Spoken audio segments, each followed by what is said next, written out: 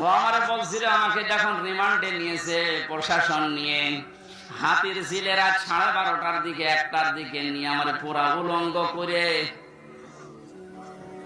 হাতে সিগারেট লাগিয়ে একটা অর্ধ উলঙ্গ মেয়ে মানুষ আমার পাশে দাঁড় করিয়ে ছবি তুলিস, ছেড়ে দেবো যে তুই এই চরিত্রের। ওই সময় আমি চোখের পানি ফেলে কেঁদেছিলাম। আর এক এসআই কে জিজ্ঞাসা করলাম যে ভাই, আপনারা যা করছেন আমার সাথে, এটা কি হারুন স্যার জানে? জানে না মানে? উনি তো করাচ্ছে, যেহেতু উনি মুসলিম। এই জন্য ছোট হুজুর দোয়া করেছে, আল্লাহ আমাকে যেভাবে সব উলঙ্গ করে ওরা দেখেছে, জাতিকেও দেখাবে বলে ওরা জানিয়ে গেল যে জাতিরে দেখাবো, তুমি অন্তত আর যাই করো হারুনকে ছেড়ো না।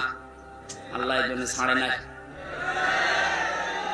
ওরে দুনিয়ায় আল্লাহ দেখায়নি।